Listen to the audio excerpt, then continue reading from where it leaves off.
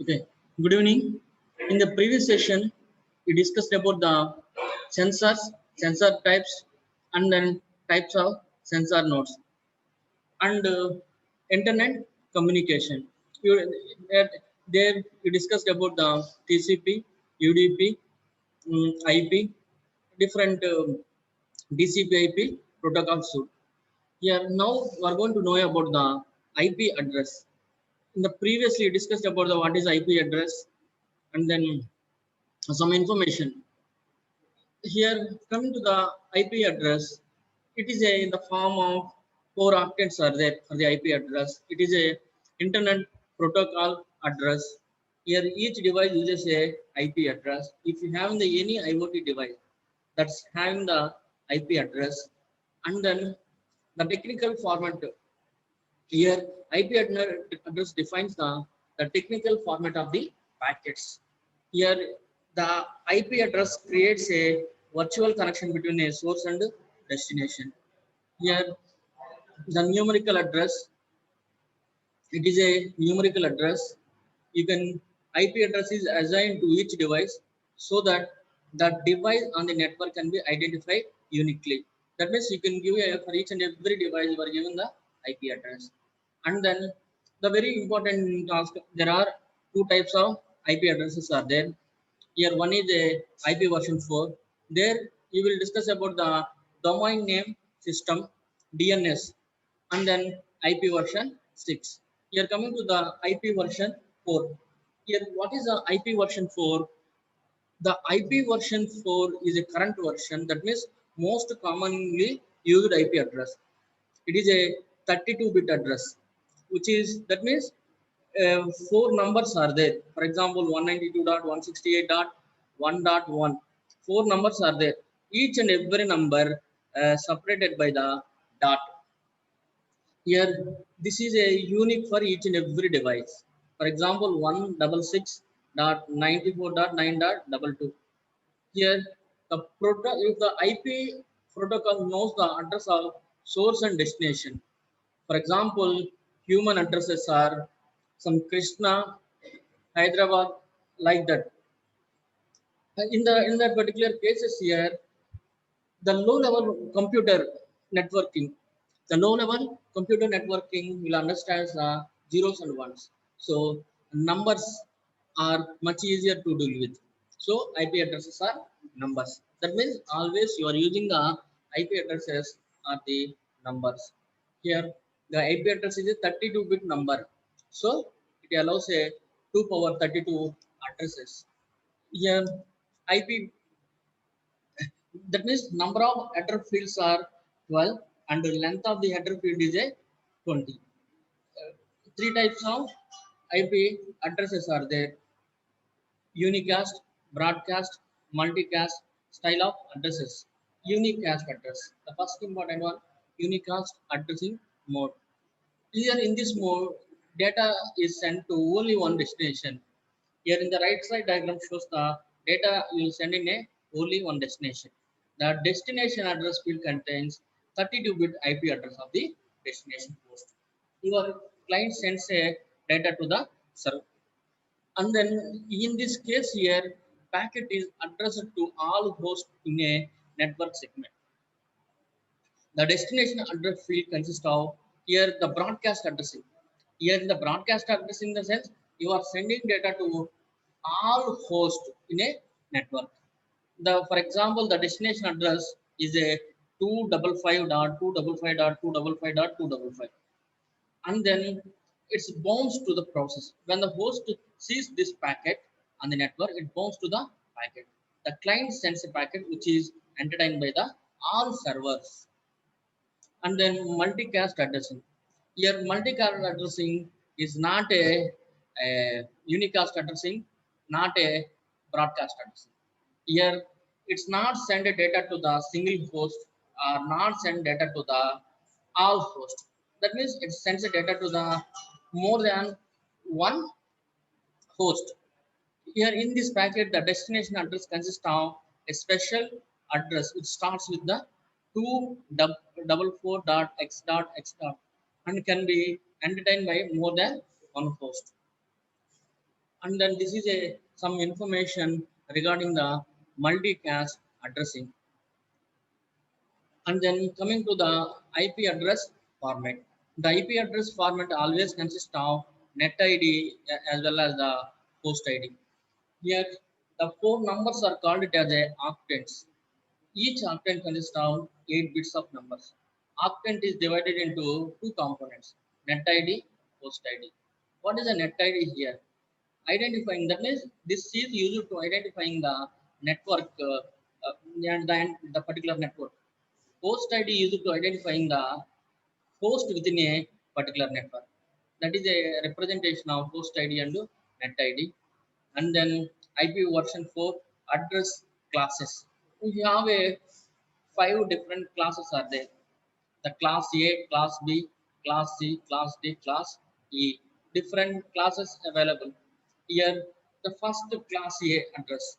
What is a class A address here? The first bit of the first octant is always set to 0. The first bit of first octant, for example, 192 dot. In that 192 dot here, the value set it to 0. That means not GLA, that is a representation of binary format. That means always 1 dot, 2 dot, 3 dot, like that. The addresses are appears like this. The class A addresses. Here always set to 0. If you see here, 1 to 127. In this case here, the first bit now, first octant always set to 0. This is the first bit here. You are setting this value as a 0. The first octant range from 1 to 127. In this case, that means IP address starting from 1 dot x dot x dot x to 126 dot x dot x dot x. Here 127. What about the 127? 127 is a loop MAC address. Here the default subnet for the class A address is a 255.0.0.0. That means addresses can have 226 networks and 2 power 24 minus 2 host class B addresses. The first two bits of in a first octant set to 10. The first two bits. Here in this case, for example, 128 to 192. In this case, it's set to 10. That means the range of the this class B address is a the first octant here is a 128 to 191. The default mask for this one is a 255.255.x.x. Here class B has a 2 power 14 network addresses and then 2 power 16 minus 2 host addresses are there. And then class C. Here in the particular class C, the first three bits are in a first octant set to 1010. No, 110. That indicates that the range here is a 192.2 to 3 to 23. That means, for example, 110000 6 zeros and 110 5 ones. And then class C IP address range from 192.0.0.x to 223.255.255.x.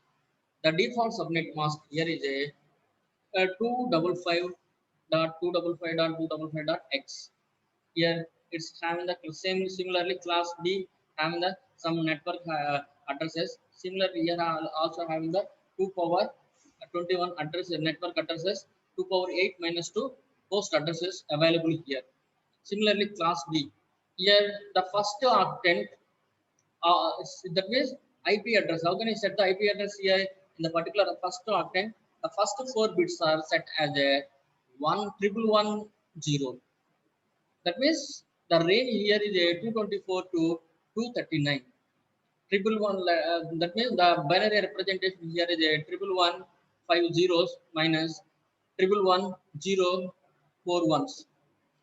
The range here, that means here this indicates the range of the IP address. Here, this particular D reserved for the multicasting. In a multicasting data is not destined for the particular host. That's why there is no need to extract host address from the IP address. So the class D is not have any subnet mask. We are coming to the class E. That means the class is you, what about the class E? The class E is reserved for the experimental purposes only, for the R&D and study. Here, the range here is a 240.0.0.0 to 255.255.255.254. Like a class D, this class also e- equipped with not equipped with the subnet mask. That means it's not having the any subnet mask. Class D not having subnet mask. Here also not having the subnet mask. Here coming to a very important task, the types of IP addresses. Here IP addresses may be the following types: static IP address, dynamic IP address. Here, what is the static IP address here? The static IP address is a IP address that once assigned to network element always remains same. If you assign a static address for the network, it cannot be changed.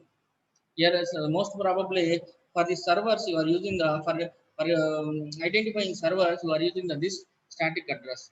Here there are that means you will configure this one is a manually. Dynamic address here temporarily assign IP address to the network element. This is called here dynamic address. Here this can be assigned to different devices if it is not in use. The dynamic address assigned by the dynamic host configuration protocol. And then static address assignment. How can you perform the static address assignment? Once your device is assigned a static address, that number stay the same until the device that means destroyed or your network architecture changes. Here, if that means that is a case here. The static address generally used by servers or other important equipment. But if it is important equipment, then only you will use the static address. The static address are assigned by the network service providers. Here coming to the dynamic address assignment. That means the assigning, reassigning, and modification of dynamic address is managed by the dynamic host configuration protocol server. One of the reason behind having the dynamic address is the shortage of the IP address on the IP version 4. The dynamic IP addresses allows a single IP address to be shuffled. That means it's between a many different nodes. And then differences between these two. That static address cannot be changed, but here dynamic address can be changed. Here, the most devices use a dynamic IP address, which are assigned by the network when they connect and change all the time. Here, the advantages for the IP version 4. The IP version 4 is security. That means it's having the encryption to keep up the privacy and security. IP version network allows allocation is significant and has a quite 55,000 practical routers. It becomes easy to attach multiple devices that means across the network. And then that this is a model communication. So the provides a quality service and as economical knowledge transfer. That means it's always providing the quality service. That's why most of the devices uses a IP version 4. Routing is a lot of scalable and economical as the result of addressing is a collective more effective. The data communication across the network becomes a lot of specific in a multicast organization. That means it is a some advantages regarding the this IP version 4. That means I have a some drawbacks are there. Why what are the drawbacks here? The population. Here the population of the world here is a 700 crores. Here, that means every user uses a more than one device. For example, one person I am using the more than that means one laptop, one mobile phone, like that different devices you are using more than one device connected with the internet. That means the private companies depends upon the internet. Here, as you know, That's why that means IP addresses provides a only 400 crores of addresses here, which are not enough for each device connected to the internet on the planet. So there is another alternative solution is there, that's called here. That means not only that information here. Here, these techniques, public IP is converted into private IP, due to which the user having the public IP can also use the internet. Here, because of these reasons here, this was not sufficient. So it gave a rise to development of next generation of IP address. Here, what is the next generation of IP address here? IP version 6. IP version 6 having the 2 power 128 addresses are there. 2 power 128 addresses means that means 2 power 32 means 7 400 crores, but the 2 power 128 you cannot predict that value. That's why you have a these number of addresses. That's why you enter into the IP version 6. Here you have some special addresses for the IP version 4. What are the special addresses here? 192.168.0.0 used for a local communication within a private network, and then 8.8.8.x address of several IP ranges assigned to the Google. Here 192.168.x.x. That means it is a assigned for the private networks. That means private networks in the sense your home or your office network.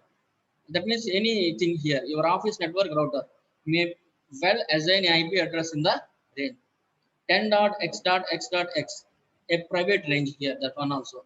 Another private range. For example, here 8.8.8, the address of a Google, that means address of one of a Google's domain name system server, DNS server. Here next you will discuss about the DNS server. Here why? Because what is the specialty of DNS server? That means IP address is the numbers. That means the human person that means recognizing. That means remembering those numbers very difficult. For example, if I want to open the any website here, I need to remember the 192.168.1.1. But that's very difficult to remember. Instead of remembering that one, for example, instead of Google 8.8.8, you are using Google www.google.com. That means letters are there. For that conversion, you are using a DNS server. Next, you will discuss about the DNS server. These are all some references for this one. Here, what is a DNS server? Domain name system or domain name service. Here, domain name system or domain name service server. Here, what is this one here? This is a application layer protocol. Here, there is a host name, domain name server, and then IP address. Host name is converted into IP address here. Here, it is application layer protocol. DNS is a host name to IP address translation service. Here, for example, I am giving the www.google.com. That google.com can you transfer into the IP address by using this DNS service. Here, in this case, it converts the names you type in your web browser address, for example, www.google.com, to IP addresses 8.8. Let us assume, not exact that one, I am telling you, assume. For example, that means any, that means you are typing in a web browser any website that converted into numbers. Here, for converting that website into numbers, you are using a domain name system. Here, hosting this site. That means the need of the domain name service arises due to the following. IP addresses are not static, may change dynamically. So, a mapping is required which maps the domain name to IP address of the web servers. Here, IP addresses are complex series numbers. And then here, what is the thing here? So, it is very difficult to remember IP addresses. directly. That means very difficult to. That means I am remembering now 192.100. After 2 days, very difficult to remembering that number. Why it is easy to remember the names of particular. That means the DNS allows the names. Here DNS resolution. Here what is a DNS resolution? The DNS resolution is a process of resolving a domain name onto an IP address. Here domain name, that means the converting the domain name, for example www.google.com, into process here resolving, for example user request www.google.com. Here in the diagram shows that user request, user program request. After that resolver is there, is doing something. After that there is a DNS server is there, and then there is a cache memory is there.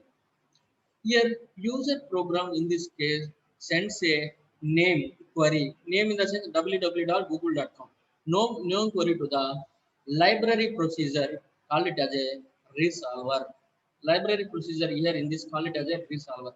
What is a resolver? Resolver look up the local domain name, local domain name cache for the match. That means verifying the that name matching in a cache. If it is a found, if it is a found, then it sends a corresponding IP address back. Is it clear? That means your program sends a www.google.com. The resolver identify the matching IP address. If it is a match, here that IP address corresponding to the that IP address back. If no match found, it sends a query to the local DNS server. Here now the DNS server part. It sends a query request to the DNS server. Here coming to the DNS server.